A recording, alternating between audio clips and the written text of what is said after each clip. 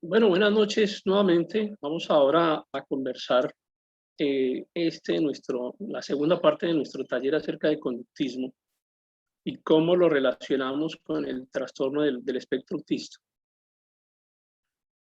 Decíamos que era importante que ustedes comprendieran estas herramientas para que las aplicaran en cada caso particular. No podemos generar un molde de intervención. Cada uno de los niños, cada una de las personas con trastorno del espectro autista necesitan diseñar un modelo específico que les ayude a cada uno de forma particular. Entonces, acá vamos a seguir hablando de conductismo. Vamos a ver cómo, a través de unos ejemplos muy básicos, entendemos que hay personas acá que no son psicólogos o que no son especialistas. Entonces, quienes sí lo son, me disculpan si no utilizamos a veces un lenguaje tan técnico, porque la idea es que todos nos comprendamos. Lo mismo con los ejemplos que vamos a utilizar, que de pronto son muy básicos. Quienes ya tienen un mayor conocimiento, pues seguramente en algún instante sentirán que están ustedes sobrepasando la capacidad de lo que les estamos ofreciendo, pero necesitamos pues como generar una base de conocimiento más amplio para todos, que todos podamos entender y que las palabras que utilicemos sean unas palabras simples, sencillas, que todos puedan llegar a comprender, para que si comprendemos adecuadamente el tema, ustedes también pueden aplicarlo adecuadamente o en su consulta, en sus terapias o con sus hijos, con sus familiares. Y hablamos del conductismo, seguimos hablando del conductismo y estamos hablando de la necesidad que tenemos nosotros de anticiparnos a las situaciones que se van a presentar con cada una de las personas que están dentro del rango del trastorno del espectro autista. ¿Cómo nos gustaría a nosotros poder anticipar la conducta? Saber lo que va a hacer la persona antes de que lo haga, como tratar de anticipar un comportamiento que sea disruptivo, tratar de anticipar un comportamiento que incluso pueda llegar a ser violento. ¿Cómo hacemos nosotros para anticipar, para prever esa circunstancia? Pero también cómo hacemos nosotros para inducir los comportamientos que son adecuados, los comportamientos que queremos que se generen dentro del entorno especial en el cual nos estamos moviendo. Todos los escenarios que pueden ofrecer ustedes a cada una de las personas a quienes están representando en este caso, todos esos escenarios con seguridad son diferentes. La casa suya es diferente a la casa de su vecino, por muy cercanos que sean, o a la casa de su familiar, por muy cercanos que sean, seguramente tienen unas variaciones, y esas variaciones, incluso en el entorno familiar, hace que el conductismo deba aplicarse de una forma muy particular en cada caso. Por eso a veces cuando me dicen, atiéndeme a mi hijo, atiéndeme a mi paciente, entonces lo primero que hacemos es, miremos cómo es el entorno, cómo es su casa, quiénes están allí en este grupo familiar, cómo se compone el grupo familiar, hasta qué profesión tienen, porque todo eso le ayuda a uno a generar un plan de trabajo que sea mucho más adecuado para la atención específica de cada caso. Es posible que en tu casa tengas un jardín amplio, que tenga un par de árboles, mientras que la otra familia vive en un apartamento pequeño, cerrado. De hecho, eso ya es un inductor para generar un plan de trabajo diferente. De pronto usted tiene una formación académica relacionada con salud, pero de pronto usted es ingeniero o está más dado a la matemática. Eso significa que en usted tenemos que generar un plan de trabajo que también sea diferente y que le permita comprender el plan de trabajo que vamos a desarrollar con su niño, con su paciente. Por eso insisto en que es importante que conozcamos primero el entorno. Cuando conocemos ese entorno y cuando usted comprende su entorno apropiadamente, entendemos que algunas conductas no deben ser permitidas en nuestro paciente con trastorno del espectro autista. Y vuelvo a aclarar, como lo aclaro en los diferentes videos y en los diferentes talleres, me disculpan si utilizo la palabra paciente, no estoy indicando que el trastorno del espectro autista en sí mismo sea una enfermedad, pero como acá tenemos médicos, psicólogos, terapeutas, y estamos generalizando, necesito usar una palabra que nos acomode a todos, entonces uso la palabra paciente, entonces por eso solicito que me excuse.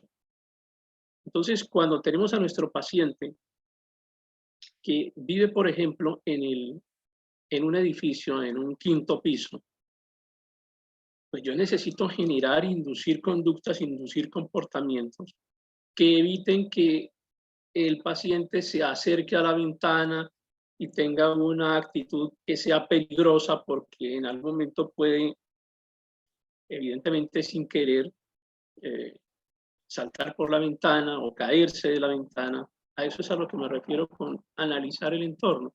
Diferente a si lo que tú tienes es un entorno campestre y frente a ese entorno entonces pasa un río y necesito inducir o generar unas conductas o predecir unas conductas que eviten que mi paciente se acerque al río de forma peligrosa y se cause daño. Entonces, es clave el análisis del entorno y la inducción de conductas relacionadas con el entorno. Siempre el conductismo, de la forma más básica, lo que va a hacer es tratar de generar conductas que sean adecuadas con respecto al entorno en el que estamos inmersos, predecir que esas conductas van a ocurrir, anticiparnos a la ocurrencia de ellas y bloquear posibles conductas que sean de riesgo. Primero es entender que existen algunas conductas que generan riesgo para el mismo paciente, pero también para la familia. Incluso conductas que son violentas, en las cuales puede llegar a agredirse a los familiares como respuesta a una situación tensionante que causa un daño particular en la mente del paciente y que tiene como respuesta el uso de violencia o el uso de, de conductas que generen riesgo. Entonces, ese análisis que ustedes hacen de su entorno, de su escenario y de los diferentes escenarios en los que se mueve su paciente le permiten anticipar conductas. El colegio, por ejemplo, en el que está su hijo, o si ya está en la universidad, o si está en un proceso básico apenas de tratar de que logre producir un lenguaje hablado, pero siempre hay un proceso académico, ya sea que lo haga usted a nivel institucional o que lo haga usted desde su propia casa, siempre van a tener un proceso académico. Y ese proceso académico tiene que ser también ajustado a los requerimientos propios de su paciente, de la edad, del género, si es niño o niña, de incluso de los recursos económicos de los que contamos, porque de ello depende también si puedo utilizar tecnología, la tecnología nos ayuda mucho en algunos casos, o tengo que restringirme al uso de otros materiales mucho más básicos o mecánicos. Entonces, cuando hemos logrado analizar bien el entorno familiar, el entorno escolar y, digamos, los subentornos o los microentornos, es decir, llevar al niño desde el colegio hasta la casa requiere todo un proceso y eso en sí mismo es un microentorno. Cuando uno tiene la oportunidad de hablar con personas ya mayores que tienen trastorno del espectro autista, encuentra a veces algunas respuestas que para ellos son absolutamente obvias y para nosotros no lo son tanto. Estos días hablaba con una persona, una mujer de alrededor de unos 33, 34 años, y conversando con ella le daba un ejemplo, le decía, imagínate que nos vamos un día al cine, queremos ver una película y vamos a ir a ver Encanto. Pero cuando llegamos, no hay entradas, se acabaron las entradas para esa película. Entonces, pero hay otra muy buena, que es Batman, por ejemplo. Y hay boletas disponibles para entrar a ver. Y la pregunta que yo le hacía es, ¿entramos a verla o no? Y ella me decía, no, ¿por qué vamos a entrar a verla? No tiene sentido. Si vamos a ver Encanto, ¿por qué deberíamos entrar a ver otra película diferente? A eso es a lo que me refiero, a anticipar, porque probablemente si el plan que hubiéramos trazado desde el principio es que vamos a ir a cine inicialmente a ver Encanto, pero si esa película no está disponible, podemos entrar a ver cualquier otra. Ya esa programación que había sido hecha facilitaba las cosas en cuanto al transcurso de esa salida familiar y seguramente no íbamos a tener algún inconveniente de último momento, pero siempre nos falla de pronto algo en el proceso de programación de las tareas que se van a realizar. Lo que a nosotros nos parece demasiado obvio, a una persona con trastorno del espectro autista no le parece obvio. Les gusta que todo esté bien programado, que las cosas se hagan como se dijo que se iban a hacer, y toda alteración de un plan, toda alteración de un programa causa dificultad, causa ansiedad. Entender esto nos permite predecir conductas y nos permite también comenzar a inducir conductas favorables. Y esto puede hacerse desde edades muy tempranas. Vamos a utilizar una mecánica de estímulo-respuesta y en eso consiste básicamente el conductismo, en tener un estímulo y en tener una respuesta. Y les quiero decir a través de esta imagen que podemos utilizar realmente un procedimiento que ustedes llamarán como experimental. ¿A qué me refiero como experimental? Porque ustedes pueden experimentar en su casa, experimentar con su paciente lo que está ocurriendo con respecto a una actitud que necesite ser modificada, alcanzada o restringida. Requiere compromiso, requiere dedicación, requiere esfuerzo, requiere que ustedes sean persistentes y requiere también que se den la posibilidad de cometer equivocaciones en la inducción de una conducta requerida o en la limitación de una conducta que no queremos que se repita, especialmente, insisto, en aquellas que pueden generar un riesgo hacia la vida o hacia la salud del paciente.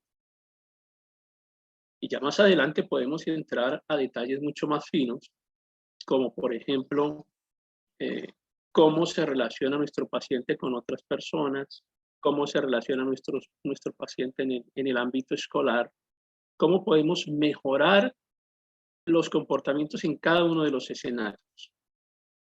Y pueden ustedes, insisto, experimentar en su ambiente, experimentar en su casa, experimentar en el transporte, en los lugares a los que ustedes lleguen. ¿Cuál debería ser la conducta adecuada? ¿Cuál es el comportamiento que estamos observando y cómo podemos corregirlo? Les voy a dar unos ejemplos ahora en unos minutos sobre cómo podemos lograr que esos mecanismos realmente operen de forma efectiva en la mente, no solamente del niño con trastorno del espectro autista, sino que se aplican en general para cualquier persona, porque todos actuamos bajo un tipo determinado de conducta. Lo que ocurre es que acá intentamos aplicar el conductismo hacia el control del comportamiento, el control no, la adaptación, el ajuste del comportamiento de una persona con trastorno del espectro autista. Insisto, me voy hacia lo más básico, intento utilizar un lenguaje poco técnico, pero la idea es que ustedes tengan la posibilidad de aplicarlo de forma adecuada. Permítanme, les comparto también esta imagen. Hay una fuerte relación entre la forma en la que se conectan nuestras neuronas y la aparición del trastorno del espectro autista.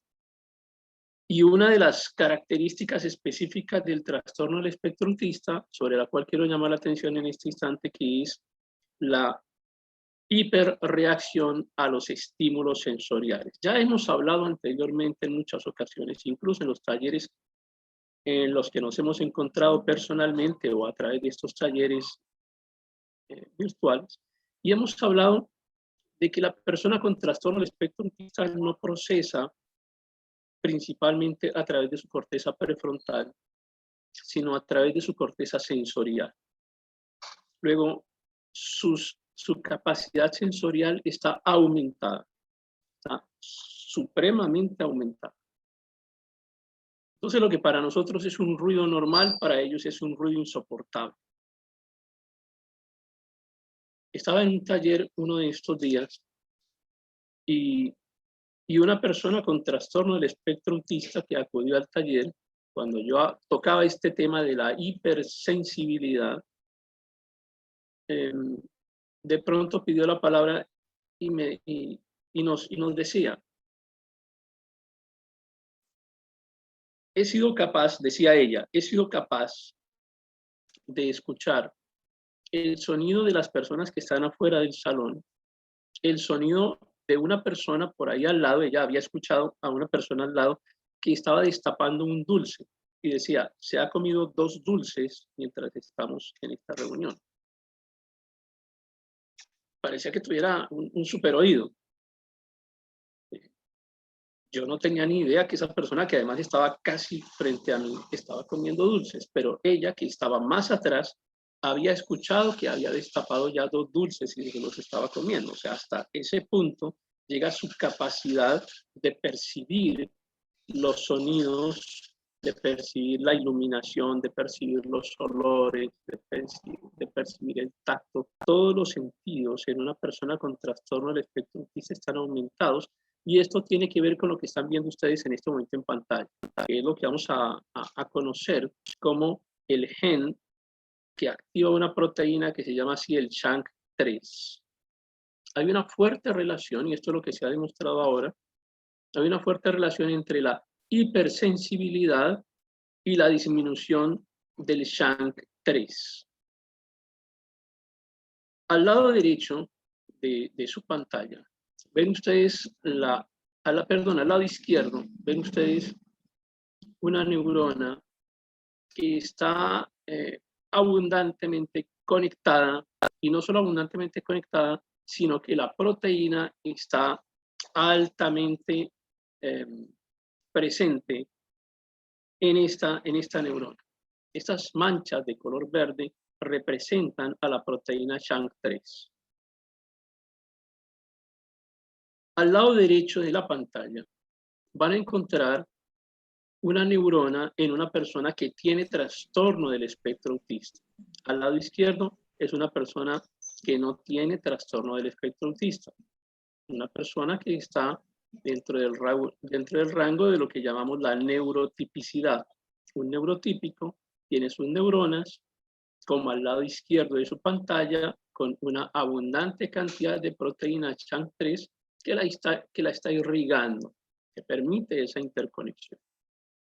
Mientras que al lado derecho de su pantalla encuentran el mismo ejercicio hecho, la observación de una neurona, pero en una persona que tiene trastorno del espectro autista. No estoy diciendo que esta sea la causa del trastorno del espectro autista. Lo que estoy diciendo es que esta es la causa de la hipersensibilidad que tienen las personas con trastorno del espectro autista. La razón por la cual perciben las luces muy intensas, los ruidos muy intensos, los olores muy intensos, la sensación en la piel excesiva, el sabor, el gusto excesivamente desarrollado, tiene que ver con el hecho de que sus neuronas no presentan esta proteína que llamamos SHANK3.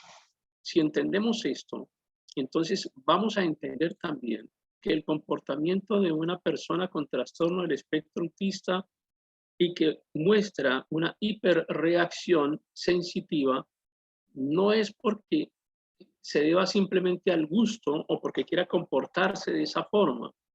Estamos entendiendo que hay algo de base en su cerebro, que hay una escasa expresión de esta proteína, que es la que nos permite regular la sensibilidad. De manera que la excitabilidad neuronal en una persona con trastorno del espectro autista está aumentada, está elevada, principalmente porque no tenemos esta proteína que se llama SHANK3. Si entendemos esto, también vamos a ser más tolerantes, más pacientes, más comprensivos. Vamos a tratar de entender por qué ellos se molestan tanto con algo que para los demás es superficial. ¿Por qué reaccionan de forma violenta incluso a algunas situaciones que para otra persona es cotidiana o es desapercibida? ¿Por qué una persona con trastorno del espectro autista incluso llega a la agresión versus una persona que tiene una presencia adecuada de la proteína SHANK3 en sus neuronas y en sus interconexiones neuronales? Entonces no es porque quiera comportarse mal, no es porque quiera hacer una pataleta, no es porque no quiera comer, no es porque no quiera que no quiera tener un comportamiento neurotípico, es simplemente que no le es posible porque su cerebro carece de esta proteína. Ahora, esto es muy reciente lo que les estoy compartiendo, es muy reciente. Y se están haciendo estudios a nivel de farmacología sobre cómo podemos llegar a suplementar esta proteína, esta SHANK3, cómo podemos llegar a suplementarla a través de algún tipo de fármaco o a través de algún tipo de alimento o a través de algo que todavía desconocemos y que no les puedo compartir porque no ha sido creado, no ha sido inventado todavía. Conocemos el problema es este. El problema es la mínima expresión de la SHANK3 a nivel neuronal, pero todavía se está investigando sobre cómo podemos entrar a resolver. Cuando este blanco sea cubierto, vamos a lograr resolver una gran parte de la problemática que tenemos con nuestros pacientes con trastorno del espectro autista, porque podemos llegar a controlar esa superexcitabilidad neuronal que presentan ante los estímulos que son captados por su corteza sensorial. Si entendemos esto, también vamos a entender lo que sigue, y es cómo podemos nosotros lograr generar conductas de adaptación para que la persona reaccione de una forma más favorable a esta hipersensibilidad que está presentando a nivel neurológico. En conjunto con el conductismo aparece otra teoría que se llama así el funcionalismo. Insisto, perdónenme ustedes los expertos en esto, los psicólogos y los psiquiatras, pero necesitamos explicarlo aquí de forma muy sencilla. Y tanto el conductismo como el funcionalismo intentan adaptarse al entorno continuo de cada persona. Generar conductas a partir del análisis del funcionamiento de cada persona en su entorno. Parece demasiado simple, a veces parece demasiado mecánico, incluso puede llegar a parecer irrespetuoso, pero es cómo funcionamos nosotros en cada uno de nuestros medios.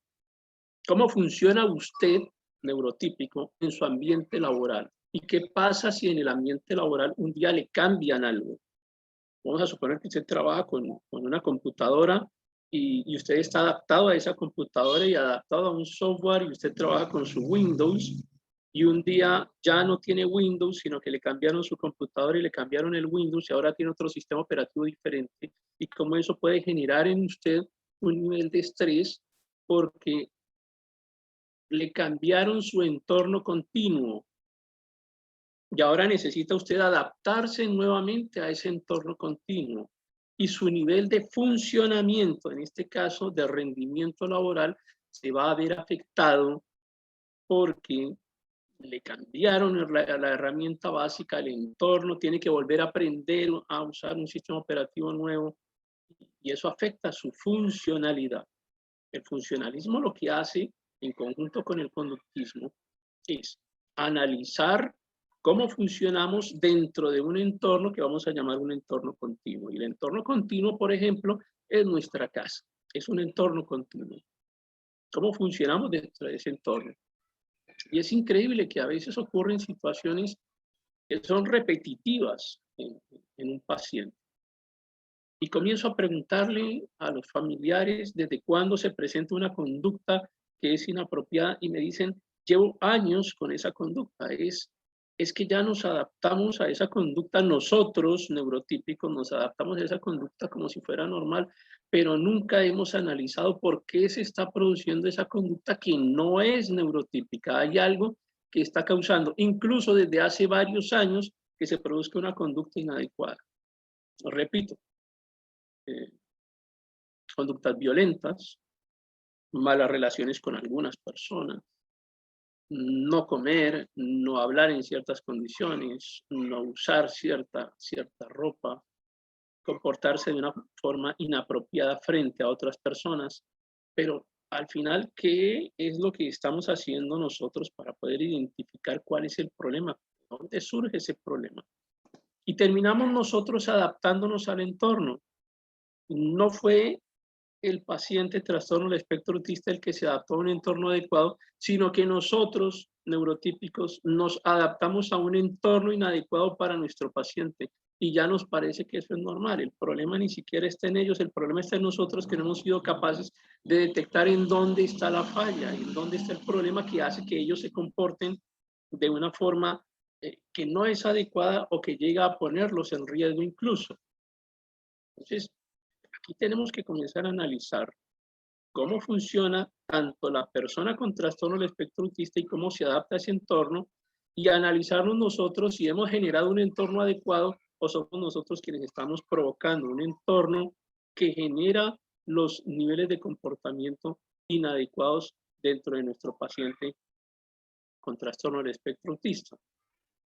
Ese análisis del entorno nos va a permitir encontrar que existen o que debe producirse un análisis diferente en cada uno de esos que hemos llamado ahora entornos continuos.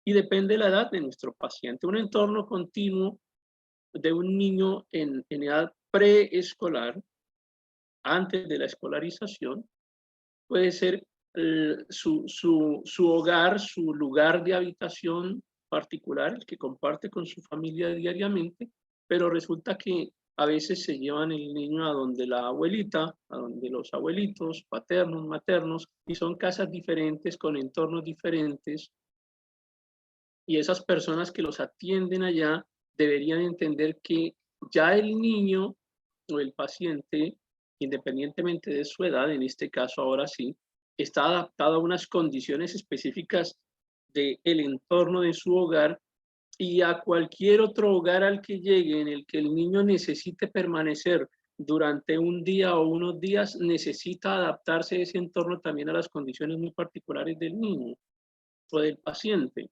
porque entonces vamos a encontrar conductas que son inapropiadas o vamos incluso a generar procesos de regresión porque estamos sometiendo a nuestro niño, a nuestro paciente TEA, a unos escenarios que son totalmente diferentes a los cuales está acostumbrado. Y entonces ustedes dirán, es que tiene que adaptarse, tiene que acomodarse. Pues en parte sí tiene que acomodarse, pero recuerden esto siempre. Recuerden que ellos a nivel neuronal no están expresando una proteína necesaria que les permite entender, adaptarse, adecuarse a escenarios sensoriales diferentes a los cuales ya están previamente acomodados. Entonces ya una persona mayor necesita un entorno laboral adecuado, el sistema de transporte que utilice, los parques a los que van, los lugares de trabajo, los lugares de académicos. Dime, Luis, tenías una pregunta.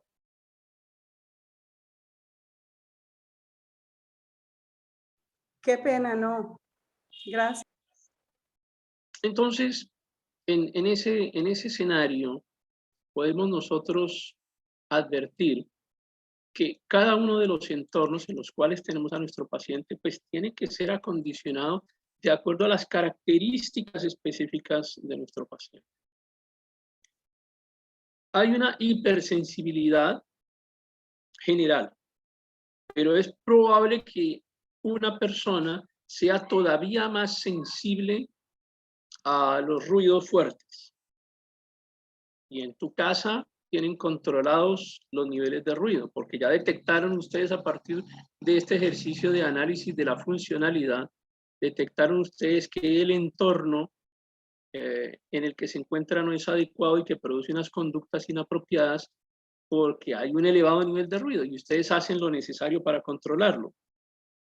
Pero se llevan a su niño a otro entorno donde la abuelita, donde el tío, donde algún familiar, y allá no tienen en cuenta eso y no les interesa entenderlo, o aunque les interesa entenderlo, no han hecho lo necesario para poder controlar esa situación. En ese espacio nos estamos encontrando con un entorno que es agresivo para nuestro paciente, un entorno que es hostil, un escenario que es absolutamente contrario a las necesidades específicas de nuestro paciente. Entonces hay que hacer ese análisis cada vez que ustedes llevan a su niño, a su paciente, a un entorno diferente y hacer las recomendaciones necesarias y verificar que se estén cumpliendo esas recomendaciones. Y les he dicho en algunas ocasiones, necesitamos, por ejemplo, que se utilicen unas diademas, unos tapaoídos adecuados, cómodos, con los que se sienta bien y así llevar al niño al colegio, escolarizarlo adecuadamente, porque le estamos controlando un nivel de ruido que hace que pues tenga una mejor interacción con sus compañeros, con sus profesores. E incluso personas adultas van a requerirlo, siendo un poco más conscientes de esto, van a preferir utilizar algunos medios de barrera físicos que les permitan adecuarse mejor a cada uno de los entornos, pero es difícil poder determinarlo para cada una de las personas que está acá. Solamente ustedes conocen cuáles son los requerimientos propios, los requerimientos específicos de cada uno de sus pacientes. Entonces le toca a usted hacer ese análisis específico del entorno para poder adaptarse a esto que, insisto, llamamos entornos continuos, que es el lugar en donde estamos más cómodos. Ahora usted analice en dónde está más cómodo mi paciente. ¿Está más cómodo en su habitación? ¿Está más cómodo en la sala de la casa? ¿Está más cómodo en la cocina? ¿Qué hay en esos lugares que hace que sean agradables para él, que sean seguros para él, que se siente bien? Y ahora, después de hacer ese análisis y de encontrar los factores que le ofrecen seguridad a su paciente, comenzar a reproducir esos factores en los demás escenarios de la casa para que sienta que el ambiente continuo es mucho más agradable y pueda sentirse mejor en todos los espacios de la casa. Y ahora, si somos más inteligentes nosotros, tendremos que identificar en los demás entornos continuos, el colegio, la universidad, el transporte, el trabajo, en todos los escenarios continuos, poder trasladar esos requerimientos específicos de control sensorial a esos nuevos escenarios continuos y generar entonces ambientes seguros que le permitan a la persona sentirse agradable. Yo no sé si a usted le ha pasado que alguna vez lo invitan a una fiesta y por alguna razón no se siente bien en la fiesta o a un almuerzo, alguna comida, y ustedes no se sienten bien en esa reunión y ustedes quieren irse ya. Solamente que ustedes se controlan un poquito y esperan el momento adecuado para abandonar la reunión y salen de esa reunión y se sienten tranquilos y como que respiran con tranquilidad y descansan y dicen, por fin me fui, me sentía pésimo en ese lugar. Bueno, lo mismo pasa a las personas con trastorno del espectro autista, pero elevado sensitivamente de una manera exponencial, de manera que la angustia que usted siente en esa reunión o en ese escenario que no le es propicio, ellos la están sintiendo de una manera muchísimo más intensa. Así que si percibimos, si somos sensibles a eso que les está sucediendo, podemos intentar acomodar mejor los entornos sobre los cuales estamos trabajando. Voy a utilizar un ejemplo muy básico, acá sobre la forma en la que se originó el estudio de la respuesta conductista. El origen del conductismo inicialmente se hizo con animalitos. Ya vimos en la semana pasada y tienen ustedes en el grupo de Telegram un video que les dejé sobre la paloma y cómo se creó este concepto de la superstición de la paloma, que básicamente consistía en que ellas generaban una conducta que creían que era la adecuada para producir una respuesta que era conseguir alimento. Entonces algunas palomitas decían que pensaban, entre comillas pensaban, que si aleteaban, entonces conseguían comida y desarrollaron esa conducta. Otros que si giraban la cabeza, entonces al girar la cabeza obtenían alimento. Bueno, son respuestas que nos enseñan cómo es que nos acostumbramos a ciertos estímulos para producir ciertas reacciones. Acá les voy a hablar ahora de algo que llamamos estímulos, en que los vamos a clasificar en estímulos neutros o estímulos condicionados para lograr una respuesta condicionada. Y voy a irme nuevamente a lo más básico del conductismo, que es esto que les estoy mostrando ahora en su pantalla. Tenemos un estímulo neutro, en este caso, que es una campana o el sonido de una campana. Sí, Luis, dime. Abre el micrófono y habla. Estás levantando la mano. Dime, Luis. ¿No? Bueno. Entonces decimos, hay un estímulo que vamos a llamar estímulo neutro. Entonces, acá tenemos una campanita. La campanita evidentemente va a producir un sonido. El sonido de la campana en sí mismo no es nada y no va a producir ningún tipo de reacción si no lo asociamos a una posible respuesta. Entonces, en ese caso, el simple sonido de la campana es un estímulo neutro. Ahora, ustedes, a medida que yo voy contándoles esta historia, ustedes deben ir pensando en cuál es el comportamiento que tenemos nosotros o el comportamiento de su paciente con trastorno del espectro autista y cómo reaccionamos ante ciertos estímulos, que pueden ser estímulos positivos o estímulos negativos. Pero en este caso no queremos todavía hablar de estímulos negativos ni positivos, sino hablar solamente de estímulos y cómo nosotros respondemos a los estímulos. Entonces está el sonido de la campana, que en sí mismo es un estímulo neutro. Ahora, ¿cómo hacemos para que ese estímulo neutro se convierta en un estímulo condicionado?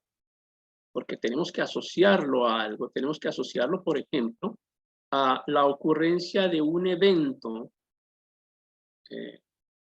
que ocurre solamente cuando se escucha la campana. Por ejemplo, dar de comer, que es el ejemplo clásico del conductismo. Ahora les trato de detallar en otra imagen más adelante este mismo concepto, pero se lo describo de la siguiente forma. Si suena la campana y al perrito le ponemos un plato de comida, él va a terminar asociando con que cada vez que suene la campana va a poder comer. En este caso estamos convirtiendo un estímulo neutro en un estímulo condicionado y por supuesto estamos generando una respuesta condicionada. Ahora, el estímulo en sí mismo, si no está asociado a esa condición, pues no va a tener respuesta. Solamente que se escuche la campana, pero no hay nada que se asocie a una modificación de conducta, pues no va a tener una respuesta condicionada. Va a ser solamente un estímulo neutro que no va a tener una respuesta. Entonces, cambiemos esto y ya no hablemos de la investigación que... Este es un ejemplo de la investigación que hicieron los teóricos del conductismo. Ahora asociémoslo, por ejemplo, a la conducta de un niño que, pues, sobre el cual necesitamos generar, por ejemplo, que queremos que aprenda a cepillarse los dientes. Y entonces A él no le gusta cepillarse los dientes porque no le gusta y ya. Hay algo, no le gusta el sabor de la crema o no le gusta el cepillo, o le hemos cambiado el sabor de la crema muchas veces, le hemos cambiado el cepillo muchas veces y no logramos que quiera cepillarse. Supongamos que ya hemos hecho lo mejor en cuanto a modificar las sensaciones, en este caso la sensación del gusto y la sensación táctil que produce el cepillado de dientes. Y ahora intentamos generar una conducta adecuada. Si nos vamos a un ejemplo muy básico, sería como que tengo una campanita, se escucha la campanita, le doy al niño el cepillo con su crema dental lista para que se cepille, y cuando ocurre el proceso del cepillado, entonces le ofrezco algo que le guste. Por ejemplo, una gotica de miel o 5 minutos con su juguete favorito, o qué sé yo, algo que ustedes saben que le gusta a su paciente. A algunos no les gusta el dulce, entonces el ejemplo del dulce no les sirve. Pero ustedes saben y conocen a su paciente qué es lo que le gusta. Entonces es asociar un estímulo con una acción y con una respuesta que sea positiva o favorable para él, algo que desee. Si somos persistentes en esto, con algo tan básico como lo que estamos describiendo en este instante, vamos a poder generar una conducta que sea adecuada. Y recuerden ustedes cómo a nosotros también nos acondicionaron de cierta manera cuando estábamos en el colegio. Cuando ya estaba en el colegio, hace muchos años, en la primaria, y no llegaba con la tarea hecha, y la profesora me revisaba el cuaderno y no encontraba la tarea, entonces me decía, ponga la mano. Y yo ya sabía que me iba a pegar con la regla, porque en aquella época se permitía eso. Y entonces la profesora me daba un reglazo en la mano. Era perdónenme el ejemplo, pero era la forma en la que nos acondicionaban en aquella época. Así que uno se preocupaba por hacer la tarea, porque era un acondicionamiento fundado en el miedo, fundado en el dolor que producía el no llevar la tarea. Entonces uno terminaba preocupándose, aprendiendo, en preocuparse por llevar la tarea. Por supuesto que hoy en día consideramos eso una salvajada, pero es un ejemplo de cómo el conductismo es aplicado para generar una conducta. Ahora, no vamos a llegar, por supuesto, a estos extremos. La idea hoy en día del conductismo muy básico, de lo que ustedes van a llamar como el método ABA, consiste en esto, o sea, siendo demasiado, perdónenme, que me voy a lo más simple. Por supuesto que cuando hagamos un estudio sobre ABA seremos mucho más detallados, pero acá estamos diciendo que vamos a generar una conducta o una reacción a partir de un estímulo que tiene que ser un estímulo condicionado. El estímulo neutro en sí mismo no va a servir para nada. Tienen que generar esa asociación entre el estímulo condicionado y una respuesta condicionada. ¿Cuál es la respuesta condicionada? Imagínense que tiempo después suena la campanita o se escuchaba la campanita y el perrito que era objeto del estudio comenzaba a salivar. En eso consistía el estudio que estaban haciendo en aquella época. Solamente con escuchar la campana el perrito comenzaba a salivar porque sabía que iba a recibir comida. Entonces, ante un estímulo condicionado, generamos una respuesta condicionada. Ustedes no se van a quedar solamente en este estudio que además es de hace muchos años y es muy básico. Ustedes van a ser mucho más inteligentes y van a aprender a identificar estímulos que no van a ser estímulos neutros, sino que van a ser estímulos condicionados y que van a ayudarnos a manejar unas respuestas más adecuadas con respecto al comportamiento o afinar conductas que necesitamos enseñar, producir, generar en nuestros niños, en nuestros pacientes.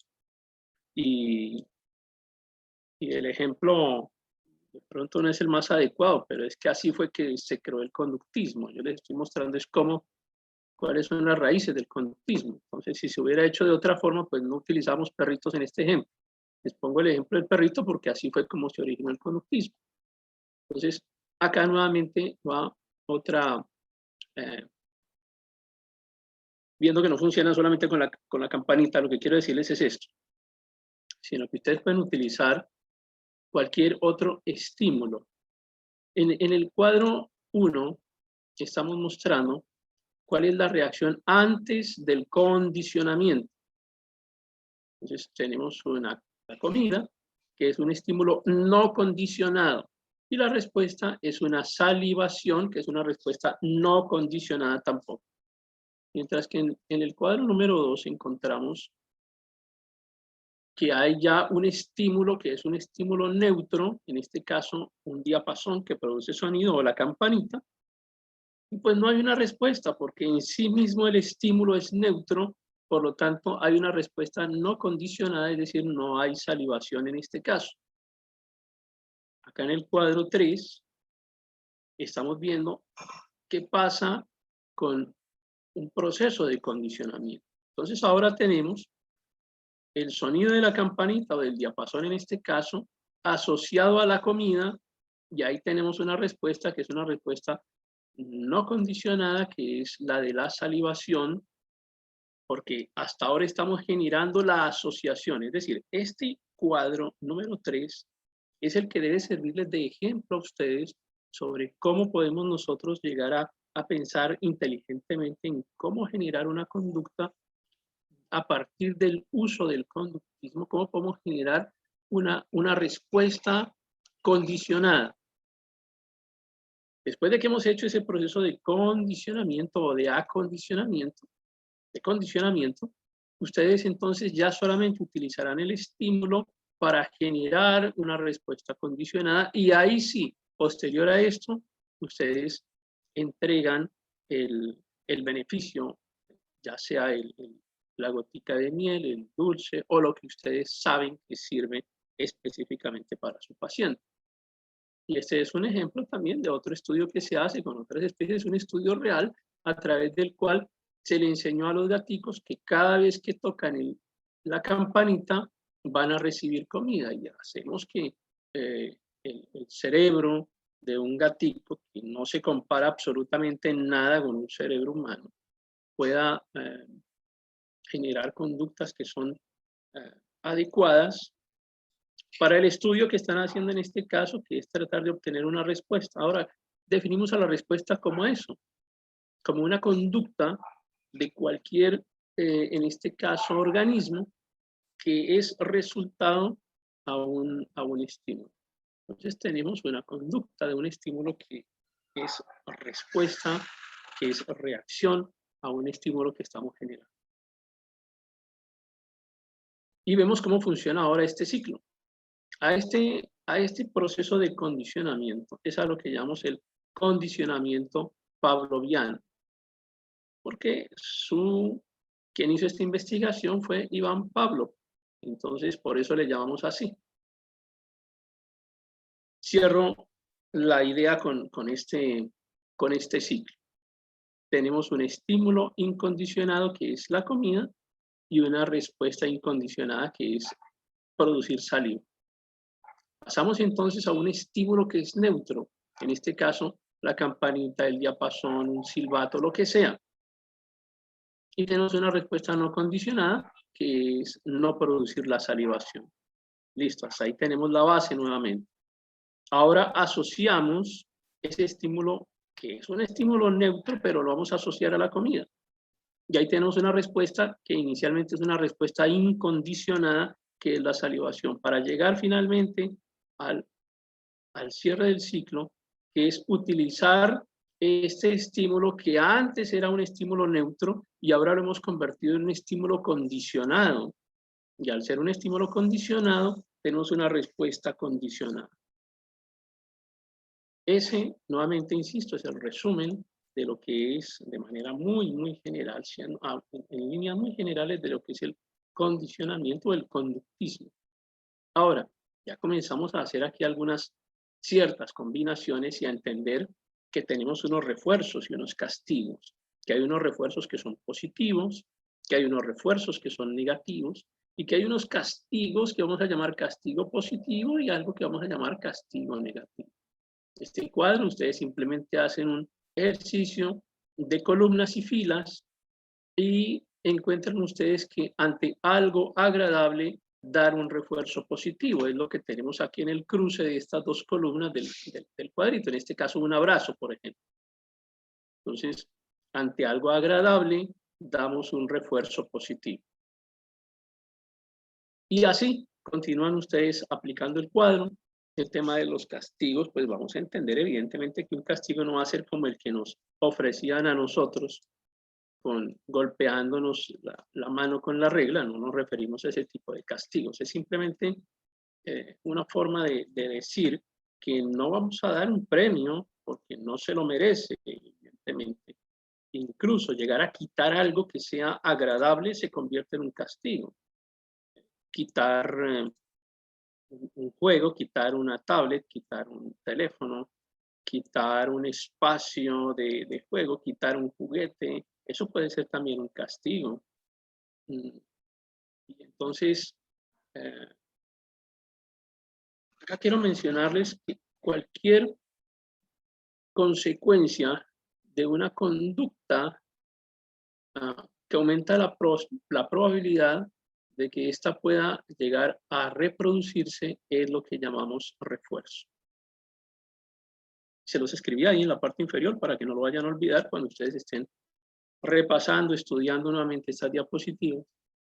¿Qué es un refuerzo? Cualquier consecuencia de una conducta que aumenta la probabilidad de que esta vuelva a ocurrirse.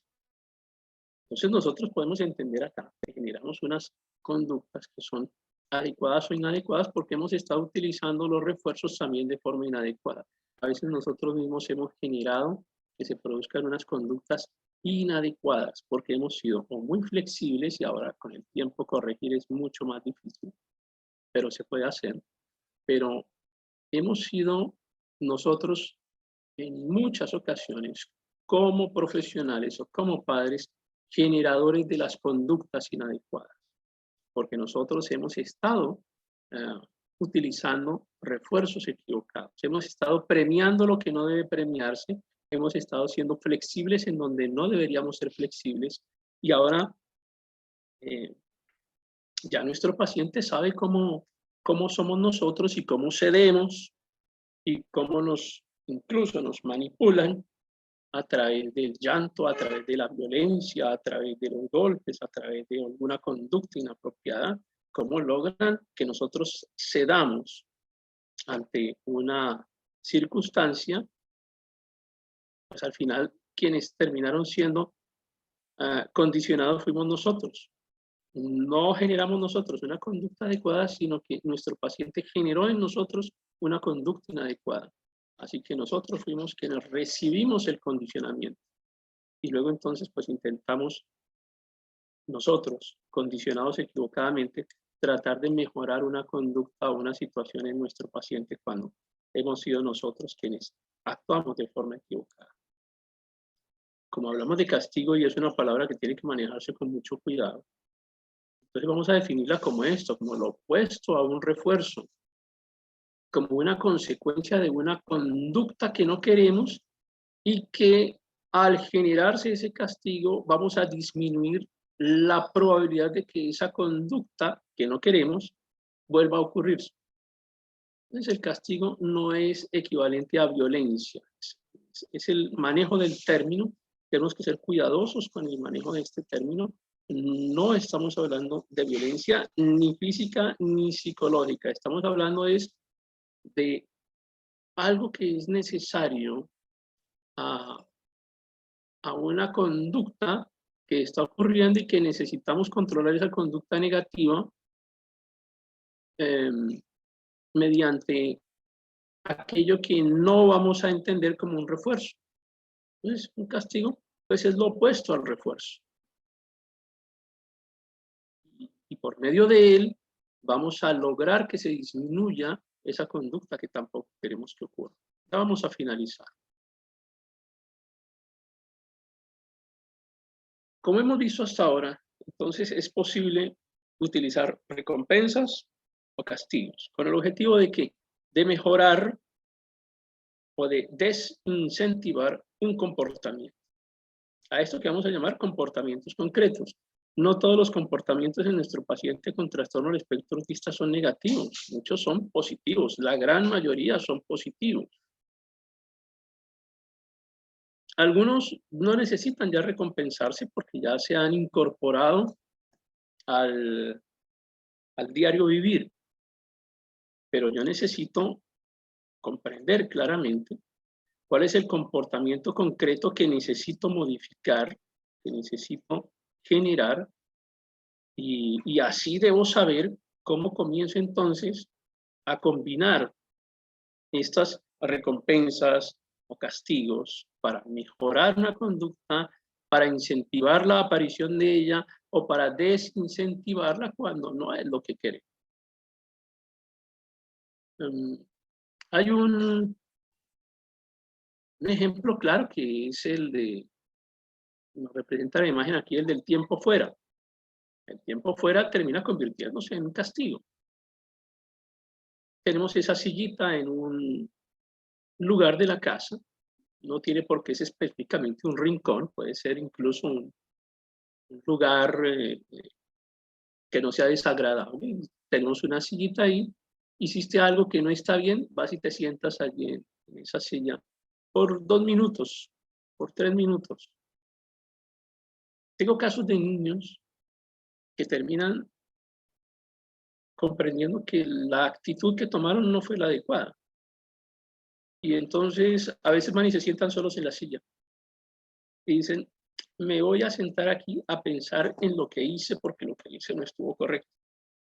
Y ellos mismos utilizan la silla, el tiempo fuera, para reflexionar. Hasta ese punto podemos llegar, para reflexionar, no porque estén induciéndose una autolesión, sino porque realmente han entendido que es una forma de mejorar su propio comportamiento y llegan incluso a hacerlo de esa forma.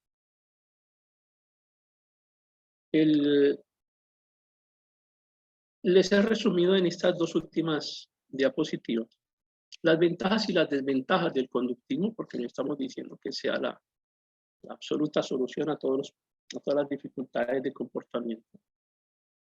Pero acá tienen algunas de esas ventajas, que podemos medir la respuesta, que nos permite planificar una conducta y planificar la respuesta, que podemos ser muy creativos en cuanto a la respuesta y de pronto pues es evidente que logramos modificar comportamientos, claro que sí, y podemos predecir y controlar las conductas.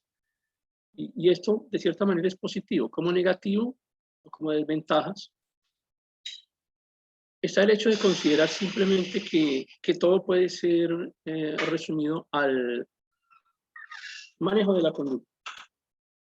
Como que las emociones también son vistas como un reflejo condicional. Y no es así. Las emociones necesitan otro tipo de forma, y además necesitan una ventana de expresión. Nosotros no podemos limitar las emociones de nuestro paciente, no podemos limitar las emociones de la persona con trastorno del espectro autista. Entonces, desde ese punto de vista resulta reduccionista, es decir, simplista, como si todo lo que le ocurre a la persona se pudiera reducir al simple condicionamiento. No es así tampoco.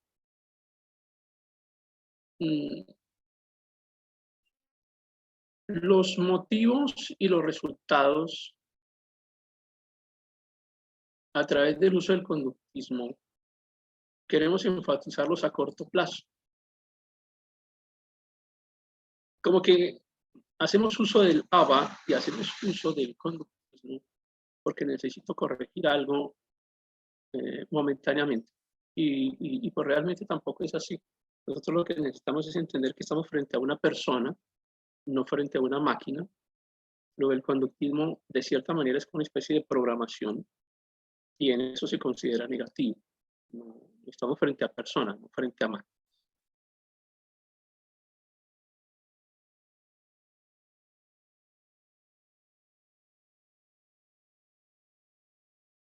Bien, hasta ahí el tema que les traía hoy. Si tienen alguna pregunta, con mucho gusto en este instante les intento resolver. Sí, dime, Divina Luz, levantó la mano, dime.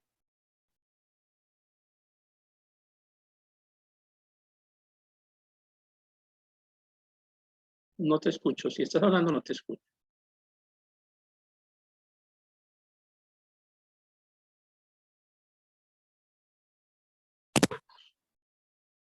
¿Me escucha? Ya en este momento sí, dime. ¿Me escucha? Sí, sí te escucho. Ah, bueno. Buenas noches, doctor, y buenas noches a todos los participantes. Estoy muy encantada con la explicación suya porque he recibido información que no conocía. Y bueno, frente a lo que explicó últimamente acerca del conductismo, pues me surge una duda. O bueno, ya he venido manejando esa duda de hace ratico, pero aprovecho la ocasión.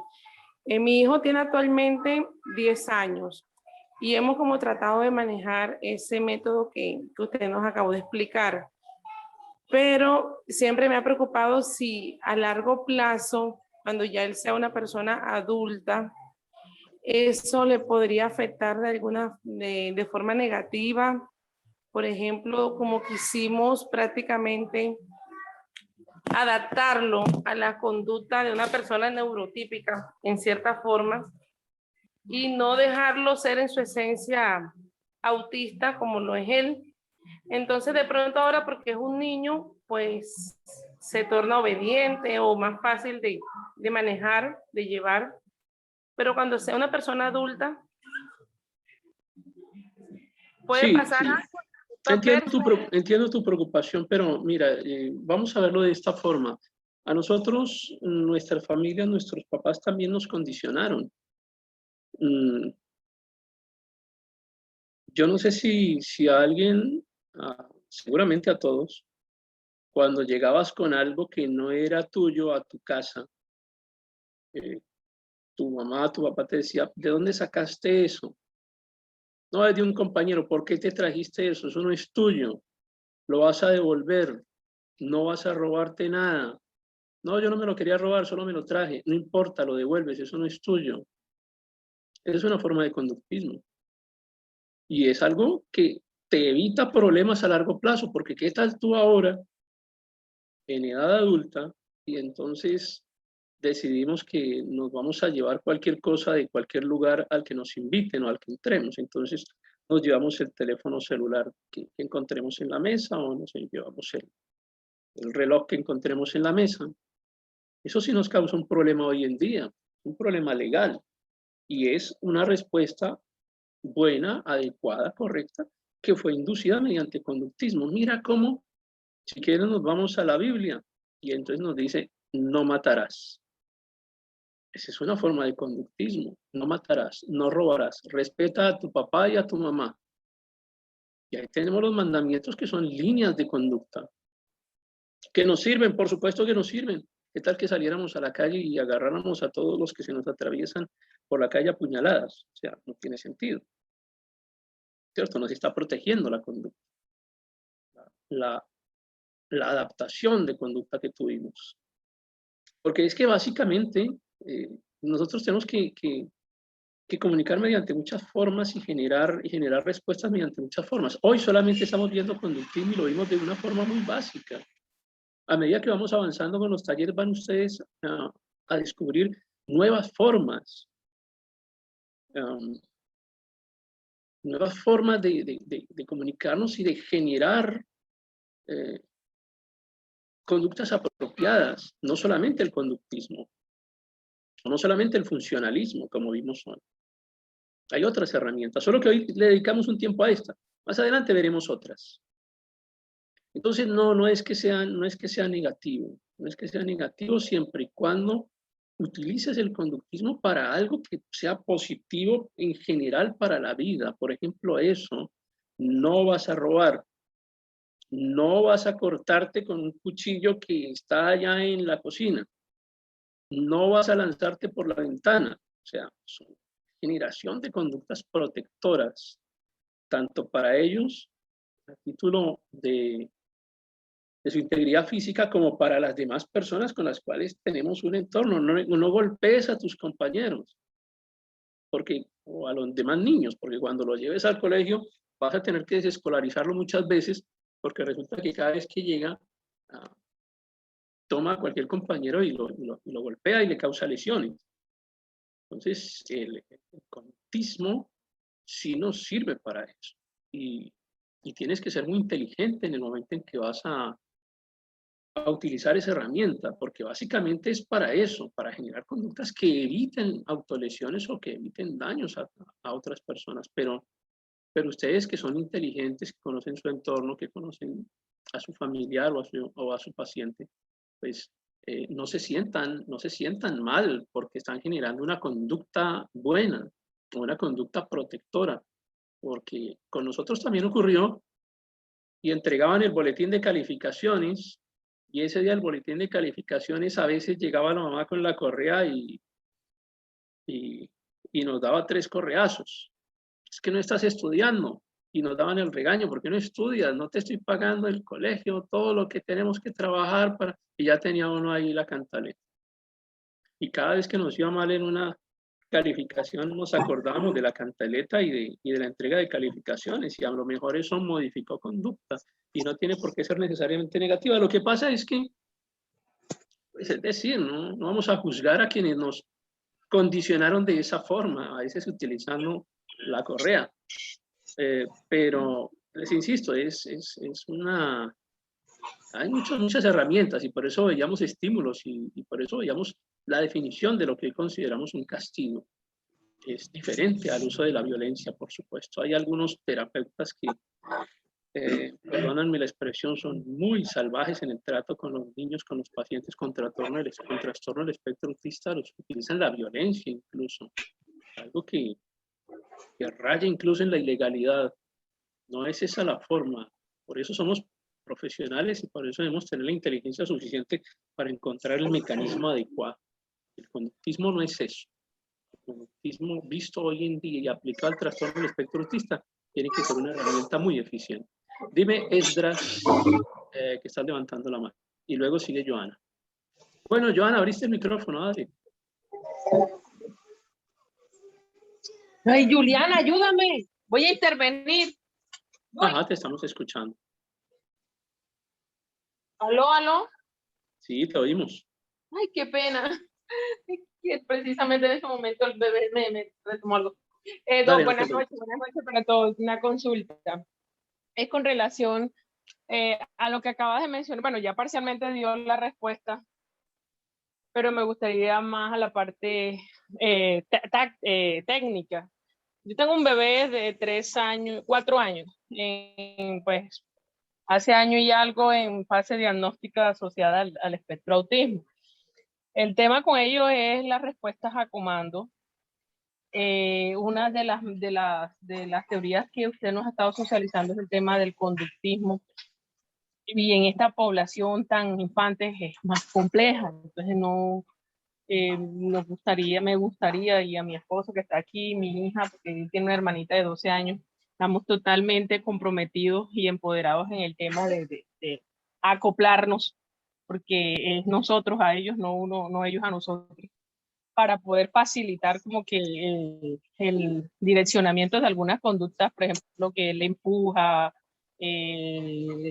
quita las cosas, no responde a comandos como tal. Entonces, no sé qué nos puedas ayudar a orientar o dónde nos podemos apoyar más para fortalecer el direccionamiento de la conducta del bebé. Mira, básicamente hoy no quiero tratar otras herramientas ni otras ayudas. Quiero centrarme solamente en conductismo, en funcionalismo.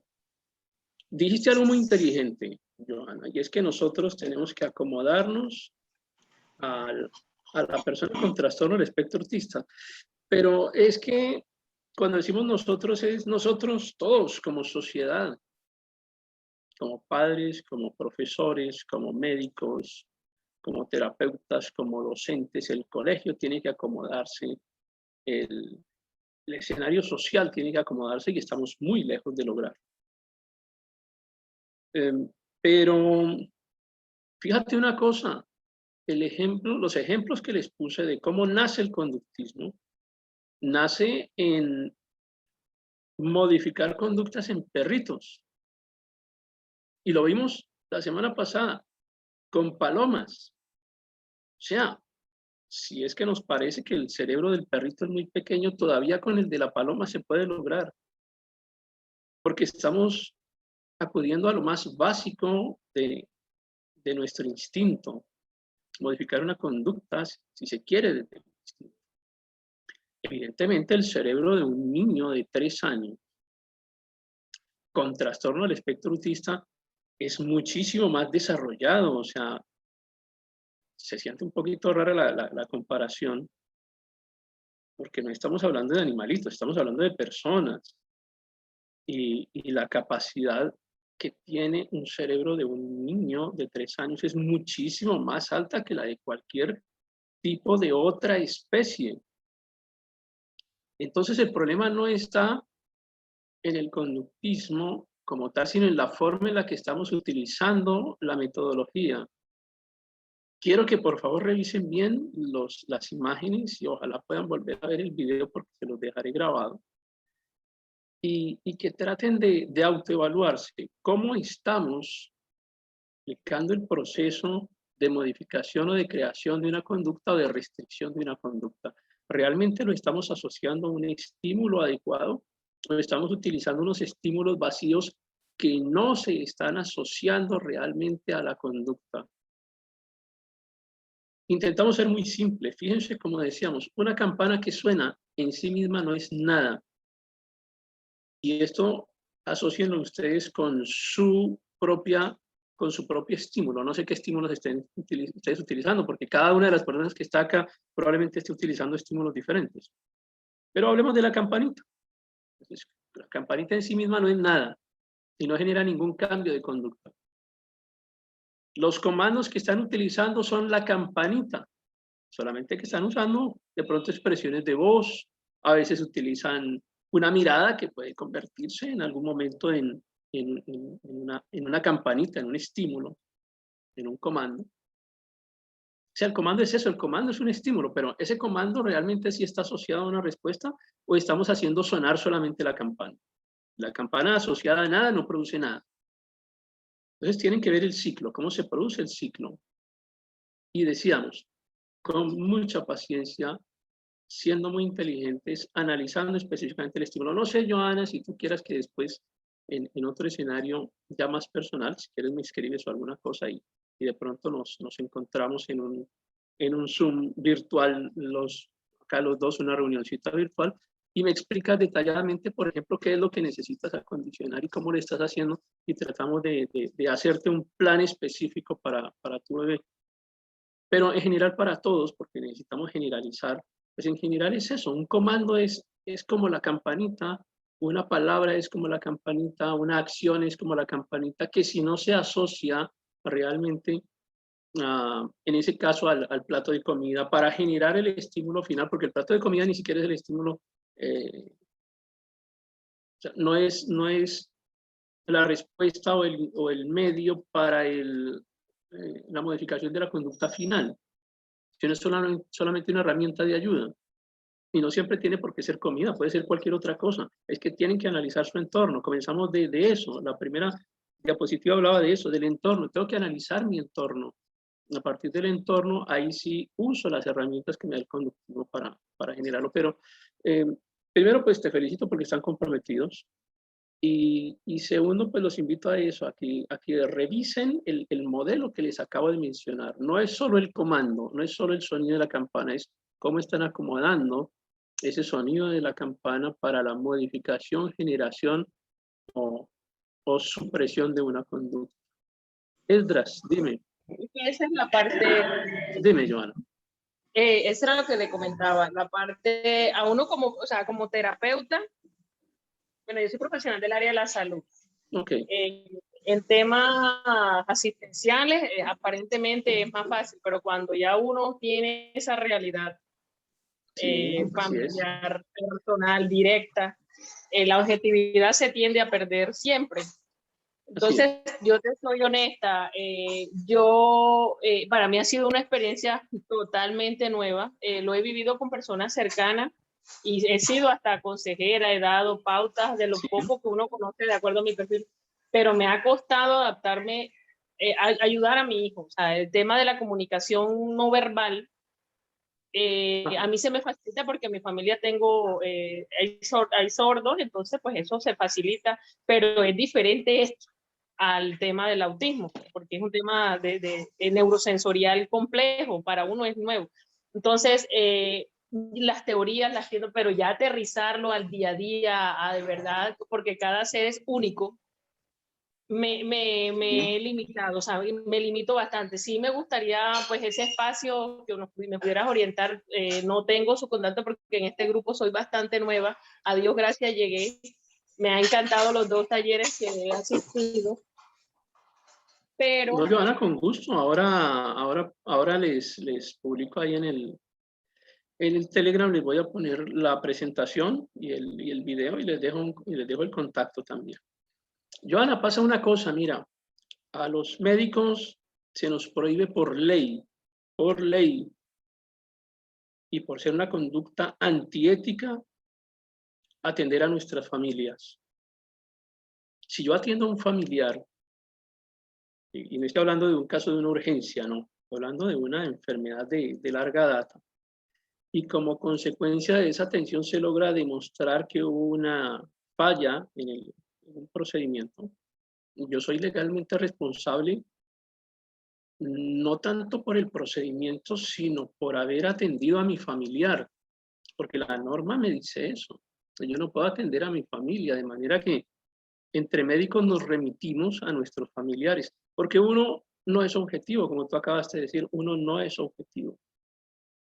No piensa uno adecuadamente. A mí me ha sucedido que a veces algún familiar que uno estima mucho y que está sufriendo una circunstancia de crisis y, y digamos que conoce uno tanto a la persona que conoce uno tanto a la persona que no es realmente objetiva y piensa en tantos antecedentes y al final el diagnóstico es errado, pero es errado porque tenemos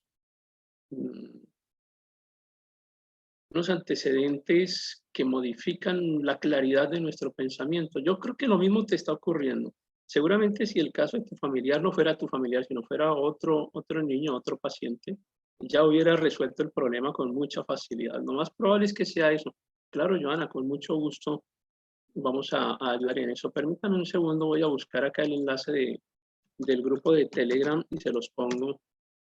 Pensé que todos quienes estaban acá en el grupo ya estaban allí. Déjenme, les voy a compartir ya el enlace. Mientras tanto, te voy escuchando, Esdras. Dime.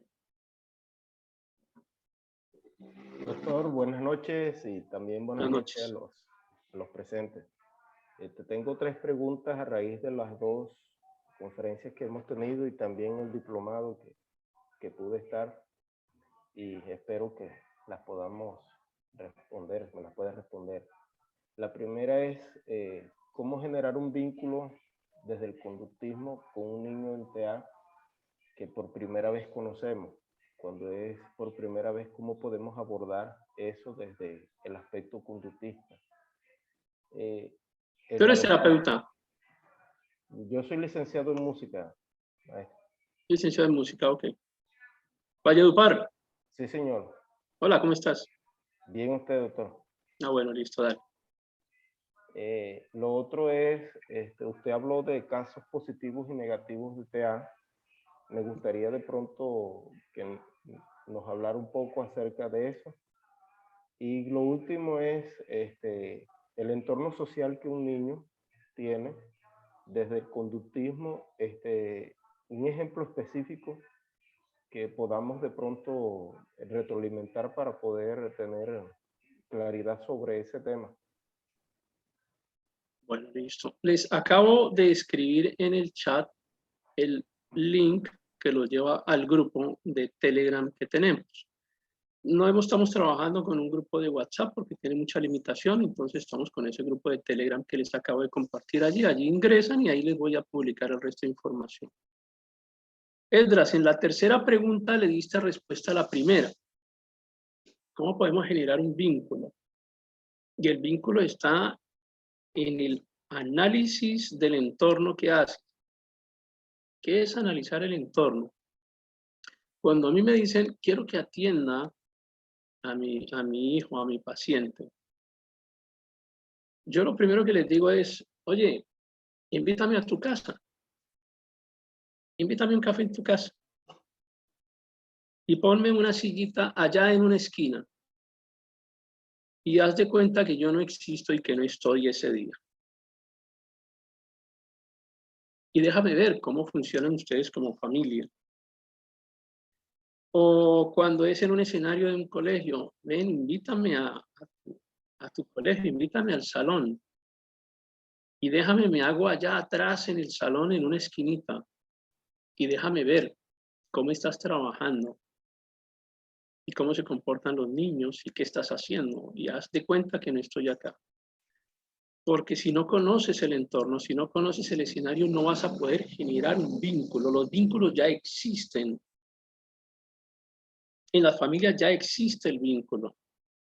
El vínculo puede ser una forma de hablar.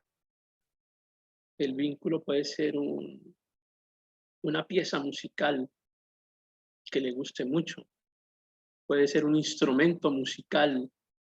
Entonces resulta que al niño le gusta tocar la guitarra o le gustan las guitarras, el sonido de la guitarra.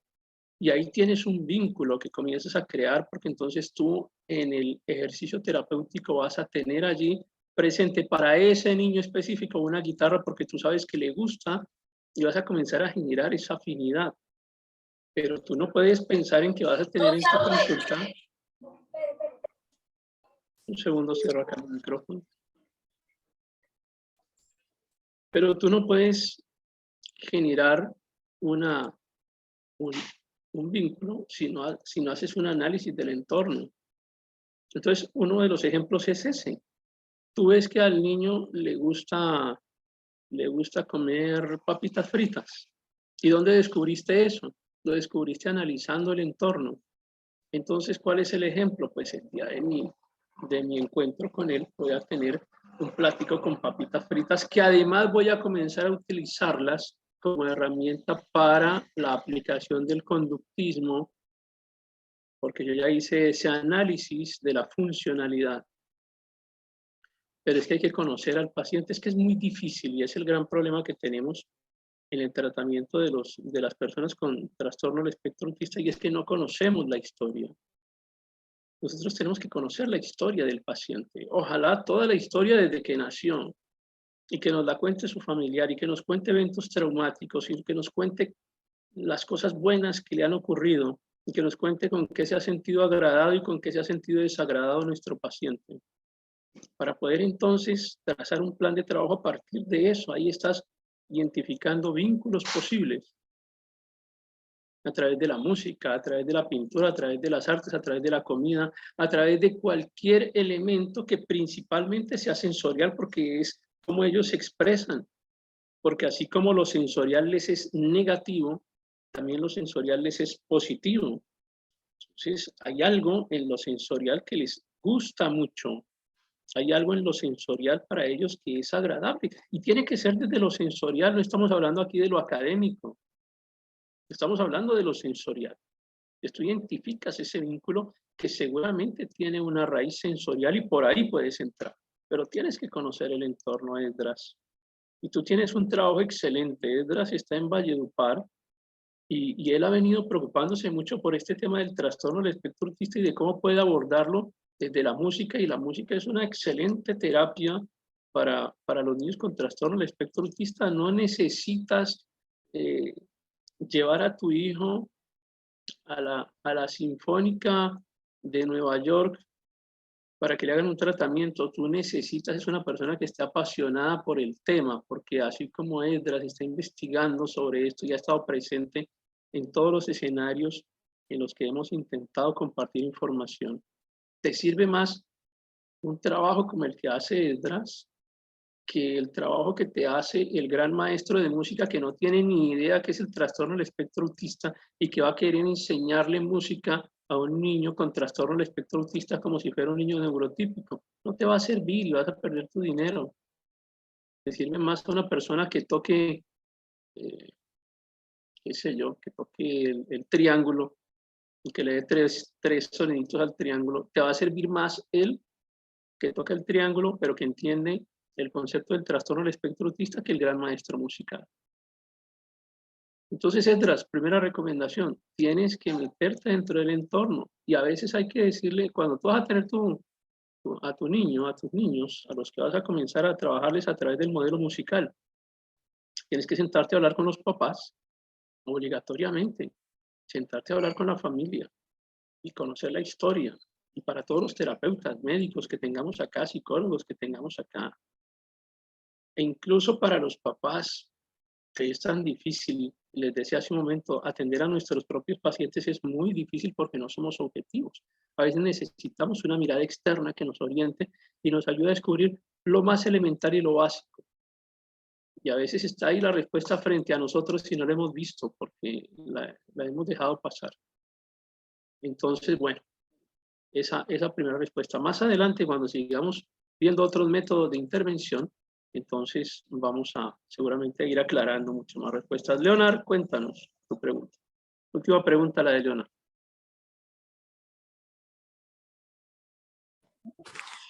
Bueno, muy buenas noches. Más que preguntas, agradecer por la temática pues que nos diste. Es muy pertinente lo de las terapias ABA, sobre todo con los niños con autismo.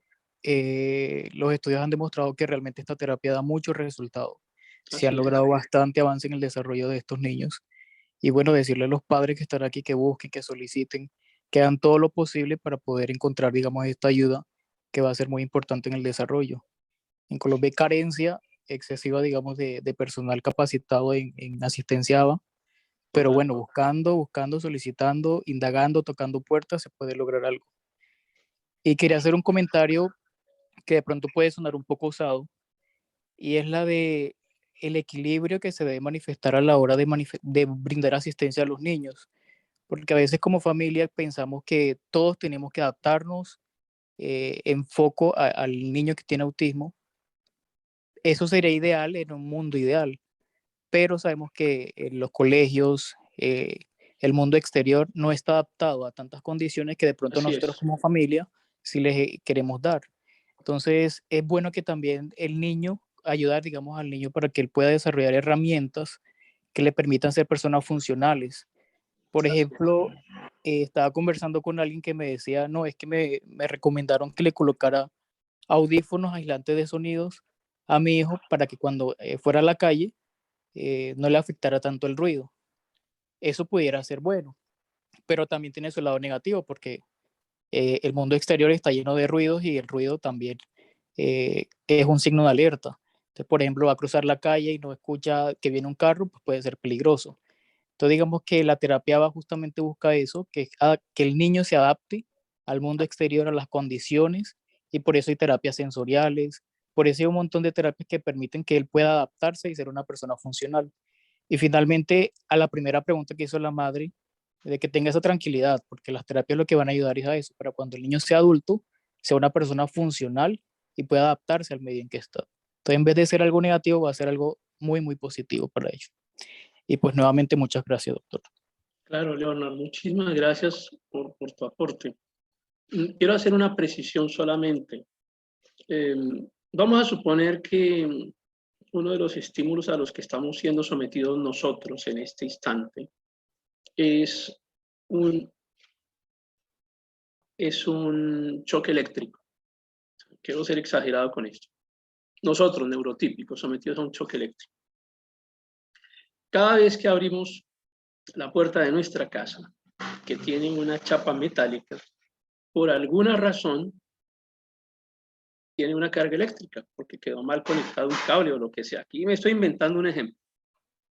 Entonces, cada vez que toco la chapa de la puerta, me someto a una descarga eléctrica fuerte. Y no me han proporcionado una de dos soluciones. O corregir el problema eléctrico y revisar a ver qué es lo que hace que la chapa presente electricidad, que sería lo óptimo, para lo cual seguramente tienen que romper la pared, buscar la tubería, buscar los cables, buscar qué es lo que está pasando para que la chapa se electrice, se electrifique.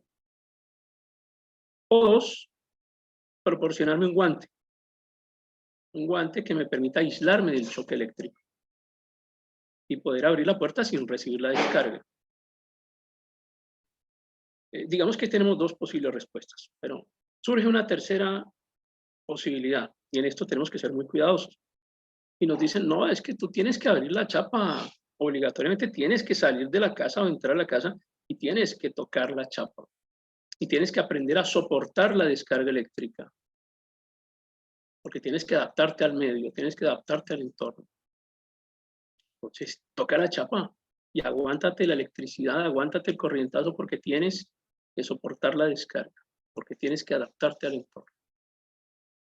Entonces hay que tener mucho cuidado con eso, porque hemos visto que los niños, las personas con trastorno espectro autista, les decía hace un rato, no actúan así con hipersensibilidad porque quieren, no, es porque su cerebro carece de una proteína que hace que se eleve la hipersensibilidad, se eleve la sensibilidad hasta un punto en que decimos hipersensible. Entendido eso, y acomodando un poco el ejemplo, entonces yo no uso un tapaoídos que me aísle totalmente de los ruidos del exterior y que me deje como si estuviera sordo. No, lo que hacemos es bajar la intensidad del sonido. Es como si tú tienes una fiesta en tu casa y tienes el súper equipo de sonido y lo pones al máximo volumen y va a llegar un punto en donde ese máximo volumen te va a hacer daño, te va a doler la cabeza, te va a hacer un daño en tus tímpanos, te va a afectar emocionalmente, te va a afectar en tu respuesta emocional y te está haciendo un daño físico y psicológico, porque tienes ese ruido aumentado todo el tiempo y resulta que la fiesta se extendió 3 días. ¿Qué sería lo óptimo? Si necesitamos que la fiesta continúe o que el sonido de la música, por alguna circunstancia, deba permanecer, pues le bajamos el volumen al equipo de sonido y lo ponemos en un nivel que sea adecuado, agradable, óptimo para mí. Entonces, el ajuste de la sensibilidad tiene que darse en el medido caso de cada paciente. No podemos exigirle al paciente que como estamos en este mundo, entonces tiene que adaptarse a que el ruido del volumen del equipo de sonido tiene que estar puesto al máximo y así tiene que vivir, tiene que acostumbrarse porque así es el mundo. No, tampoco tiene por qué ser. Modifiquemos lo que pueda ajustarse, ajustemos lo que sea necesario para mejorar la calidad de vida hipersensible, supersensible de nuestro paciente que está siendo afectado por un entorno que es hostil. Entonces, miremos a ver cómo le mejoramos su sensibilidad, seamos perceptivos con él. En el ejemplo del que hablábamos, hablaba nuestro compañero, sí, yo no pienso que tampoco debamos dejar al niño aislado totalmente del mundo, pero tampoco podemos obligar al niño a que sea sometido a un estímulo que para nosotros es soportable, es que mientras no nos metamos en el cerebro del niño con trastorno de espectro autista, no vamos a tener la suficiente sensibilidad para comprender lo que le está pasando. Entonces, lo que para nosotros es un ruido, mira el ejemplo que les ponía hace un rato, les decía, la persona que estaba asistiendo a mi taller me decía, y escuché que una persona destapó 2 dulces, o sea, un sonido tan fino que nadie había percibido, solo ella encontró que una persona había destapado 2 dulces por el ruido que producía el papel al destapar el dulce. No lo percibía nosotros, lo percibía ella, los demás no lo percibimos. Así de fina es la intensidad con la que perciben el medio ambiente.